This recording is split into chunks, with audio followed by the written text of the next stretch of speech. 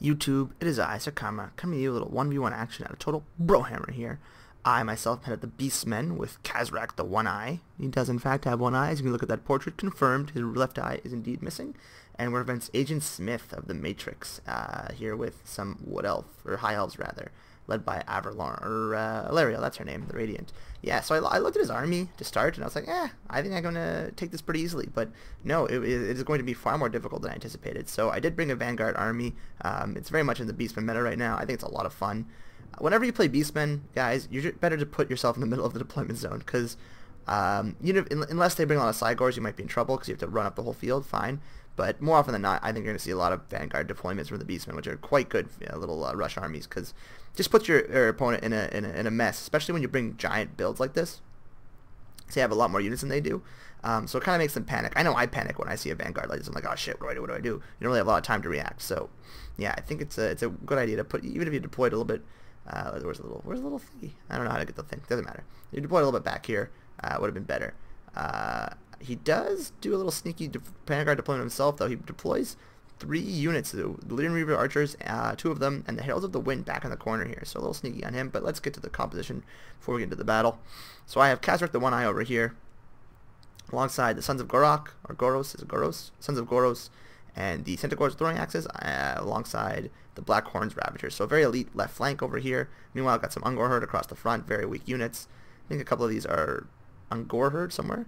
So one of these is a Gore Herd. These are Gore Herd. These are Gore Herd. Ah, CA, the banners, they were so much better in game 1. But yeah, so Gore Herd across the line, a couple on Gore Herd, again, just all weak units, but Gore Herd aren't bad, and they'll all probably, Gore Herd will beat Spearmen, Ungor Herd will do pretty much nothing in this battle, but they forward deploy, so you gotta bring them.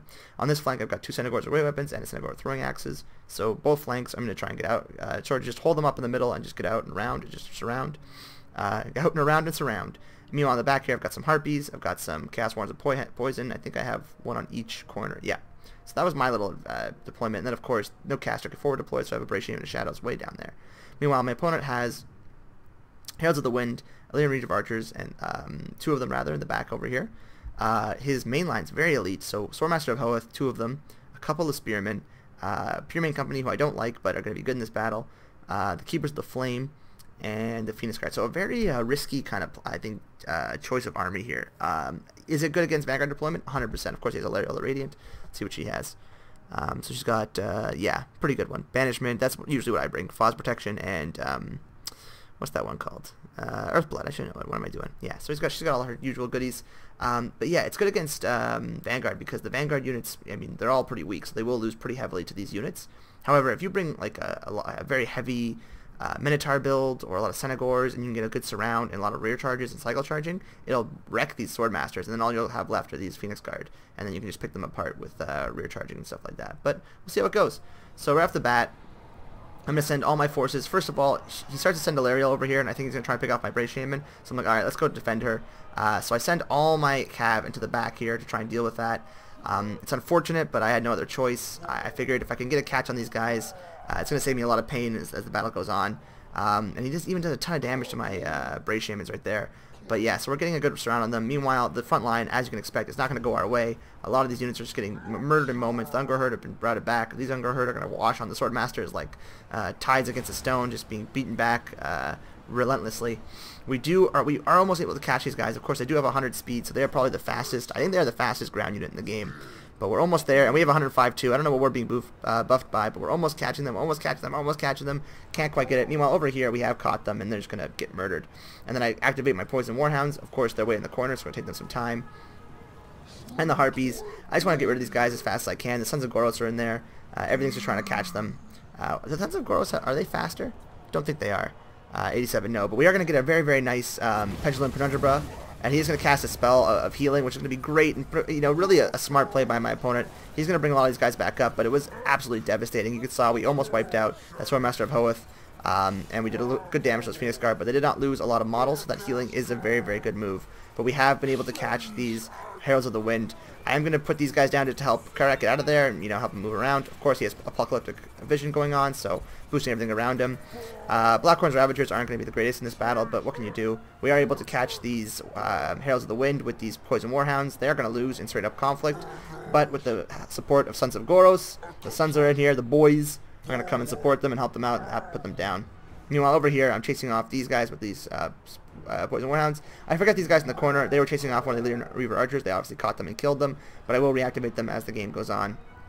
But yeah, that's probably my worst micro mistake in this game. It was not good at all. It was very bad. I sort of had these guys sit in the corner. They will be helpful later on in the battle, but I could have definitely used them here to do some rear charging, especially with I still had infantry. But I was too busy trying to, protect Khazrak, reactivate these units, chase these guys off. It was just a bad move all around, but I will bring them back eventually. Alarielle, she's doing her thing, running around, finding good places to be useful. She's going to try and stop these Sons of Goros and do good damage. I think that was a bad mistake for me to charge Khazrak in. Khazrak, rather. I always call him Khazrak. He's going to get stuck in against these Keepers of the Flame. Very bad move. And then Alarielle, of course, is no joke in melee. She's very tough, so she's doing good damage to him. And, yeah, I got to get him out of there. Well, yeah, he has worse stats than Alarielle. Well, he's not Chariot, but still, he has far worse stats than Alarielle in melee. So she's going to be able to, pretty much dumpster him if she needs. These Harpies don't have the attack to be able to do good damage. I'm going to get another Pendulum Penumbra, but it's not as great of an angle as the last one. And we're going to try and charge it to the back here. I don't know what my Brain Chamber Shadows is doing there, but what can you do? These guys are starting to come back, start bringing them back one by one, piecemeal. Trying to hunt down Khazrak the One Eye, but I'm just going around doing as much damage as I can, getting a little bit of hits here and there. We're going to try and surround her with my Centaurs and keep her from movement. We're doing good damage to her, actually. It's surprising. I think that's probably... I mean, these guys do have good stats. 31. Oh, not that bad. Not great. Wow. I don't know how we're doing damage. We shouldn't be able to hit her, but they're doing okay. She's going to get a nice heal in here. Of course, that's what Alarielle can do. Just keep constantly buffing her units. She's very good to bring with elite armies because of that ability, her multiple abilities to heal. But my, all my units are coming back now. I'm sort of bringing them in, and a lot of my units are rallying, as you can see on the screen. Jesus, everything's rallying. Of course, these are all just Ungor herds, but they are chaff. I'm going to need them just to slow things down and help me get better recharges and better engagements. They are going to put good damage on my Brachium of Death, or sorry, Shadows rather, so he's going to have to get out of here. The danger with this army is if you bring Fate of Buna, but of course, fellow YouTubers and myself, we try not to bring Fate of Buna. We think it's kind of a boring spell, but if you had brought Fate of Buna, it would have been pretty devastating. Of course, you could heal up with Alarielle, but yeah, I guess you could out-heal it, so maybe it wouldn't be the end of the world. Depends how you timed it, but it could be very scary. Over here, we're bringing these big Centaurs in for a nice rear charge, getting good damage on the Phoenix Guard, but of course they're going to die very, very quickly, so to get them out of there. These guys are wasting their ammo on Spearmen. That's useless for us, but these guys have a full bouquet of hatchets to throw, so they're ready to kill people, and that's going to be very useful to end this battle. Sending some more Ungor herds here, just, to keep them from, sort of time to regroup. Probably should have kept them. There's no reason to send them back so quickly. He is trying to hunt down my Shaman of Shadows. I am able to dodge. He gets a good hit there, but I'm going to get a good hit on him. I miss. So he is enfeebling foed. That was my last little desperation spell, so this should be an okay matchup for him, for Khazrak rather. But yeah, he's just not doing that great. Even with the high armor and all that, it's just not going well for him. He's losing to Alarielle. And she has frost protection on, so she's in better shape than she used to be. But yeah, so I have to get Khazrak out of here because he's going to be massive for this battle. Luckily, though, he charged with alt anti-large over here, and he's left these two very elite units kind of out on their own, and we're going to be able to sort of isolate them and get rid of them. I'm going to send these Centaurs just to push back these units and bring them out right as soon as I can because they are very fast. You see, I just pull them in and pull them out. Probably should pull them out directly where they came from. That was a mistake. Yeah, and I am going to fix that. So push them back this way. I am going to bring the Centaurs with throwing axes. Again, just do some damage, harass. We are going to be able to clean up these guys, though, pretty easily between the, with the surround. Khazrak's in there. He's doing that anti-infantry bonus damage with the chariot. All around, they're being, hit from every angle, so they're gonna flee. He is aggressively hunting Khazrak with Alarielle, but what can you do? Yeah, see, that's, lore-wise, I'm pretty sure Khazrak is a more capable warrior than Alarielle in melee. Obviously, she's on an eagle, but yeah, I don't know. She's a little too good at melee, in my opinion.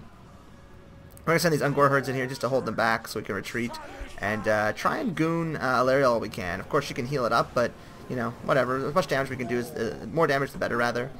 And there's only so much magic she has left at this point, so we're getting very, very good damage here. And these guys are holding back some of the anti-large, these Gore herds, so very, very useful right now for me in this match, in this this fight. He does get a good fat heal, but it's not the greatest. A lot of these units rather at their healing caps, like these Sword Masters and these Phoenix Guard. These guys have not lost many models to begin with, so that's, not the, it's a good heal, don't get me wrong, but it's not as effective as it could have been. We are hurling axes into the back here, just doing good damage. The Gore herds, of course, are going to start fleeing. We're going to get some good hits on these Swordmaster of Hoth, hopefully able to rout them. We are, and we're going to chase them off the field because, of course, we do have the mobility advantage. So, yeah.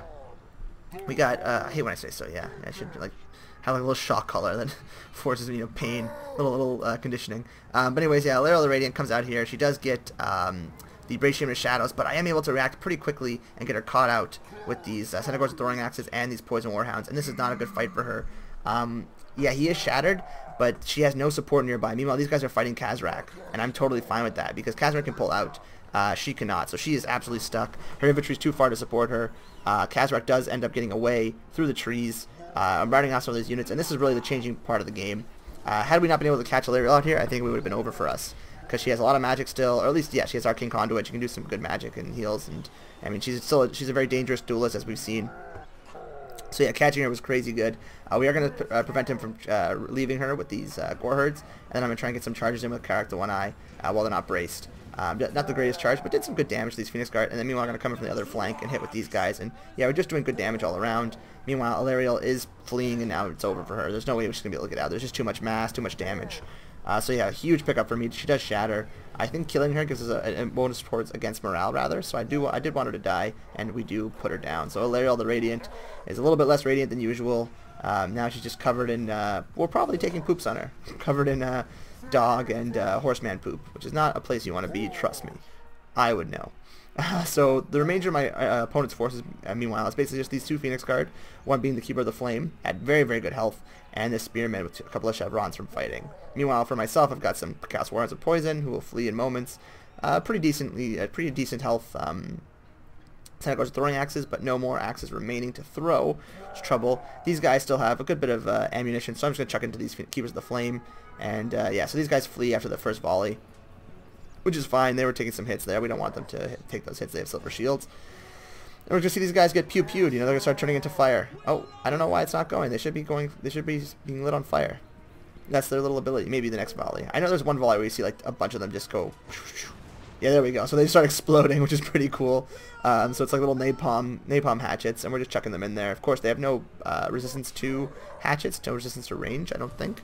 So yeah, they're just taking that on the chin, and you can just see they're flaming out in the most true sense of the word, the most literal sense of the word. Just flame outs all over there. We're gonna, you know, munch on these guys for breakfast, and yeah, so we're basically just gonna sit there and throw our axes, throw what we have remaining, and just try and get as much damage as we can. Very smart move of my opponent to go in these woods. Not only does it hamper my charges and my large units like Khazrak, it prevents them from being hit by all these axes as well, because the trees will take some of those shots. So good move of my opponent. So we killed about 5 or 6 units there and did a good bit of damage, about half their damage with these guys. But we no longer have axes. There we go, one more hit. So yeah, 62 models. That's not bad at all. They had, I think, 68 to start, so we got 6 models down, and we actually baited him out, and we were able to get him to charge, and that was a mistake, because now that he's charged, he's not braced, we got a nice rear charge, and do a ton of damage. Of course, every unit in here is when they want to fight. Nothing in here can do well in prolonged combat, but that charge was huge. We're going to bring some of these Poison Warhounds, the one unit that's not large, really. You can see they're just flaming out all over the place, a lot of flames going off, but of course we're taking damage with that. The Centaurs throwing axes are pretty decent in melee. They have 54 because they're being boosted by Khazrak, so 54 and 32 isn't bad. Of course, these are much better units, but still with these surround going on, they are wavering. We're getting a lot of good charges in here.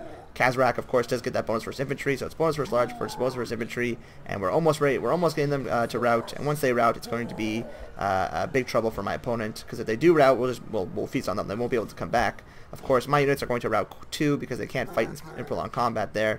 But with these full surrounds, it's just it's not looking good for my opponent. We're just going to come in here and get another charge. So one unit does rout, and that's going to be it for the Keeper of the Flame. And with them gone, we're going to get an easy full surround on these guys. And I think 1 or 2 charges from Khazrak would have done it on his own, let alone with all these support, rather. So GG to my opponent. Very, very close game. Very fun. Good time in there. I think we both made big mistakes. Mine was leaving my cavalry force way in the corner, because forgetting about them. I think his was Alarielle. That hunting of the Brohammer was huge, because once, yeah, he got rid of the Brohammer and we had no more magic, but we were able to catch her, and that was it for her. So yeah, it was difficult. Yeah, everyone makes mistakes, but good battle to Agent Smith. A lot of fun. So what do we see here? Khazrak got 161 kills. I mean, the guy in a chariot can be very, very devastating. And I think the Vanguard deployment Beastman is probably it's my favorite way to play Beastman. I'm not the biggest Beastman fan, but if you're going to play Beastman, I like the Vanguard deployment. It's annoying to play against, don't get me wrong, but it's a lot of fun to play as, because it's like, balls to the wall, like, you just sort of, it's like Witness Me, like the movie Mad Max, just huff some paint, your veins in your neck are bulging, and you're just clicking madly as you charge in. It's kind of fun. Alarielle, the Radiant, wasn't able to prop up this force, but you can see hundreds and hundreds of kills across the line here. A lot of it was chaff, though, of course. Yeah, and also these guys got cut out really early, and that was huge, because if they had been able to stick around, they would have whittled down my Centaurs as the match goes on. I like bringing Illyrian Reavers with this army. I think they should have been behind the line. They should have been just like a stationary force of to fire. And if I'd gone like Heavy Minotaur, he could have run them out. And if I'd gone Heavy Centaur, he could just cut them in the middle there and just fired as long as he could have, and kept some Spearmen in the back just to ward off Centaurs, and they would have done much better. As it was, they were just, I just sent two. I mean, they did take away a lot of my resources to get them, which might have, obviously impacted the main line, because if these guys were holding for a decent amount of time, a few minutes, I could have gotten a lot of rear charges in there.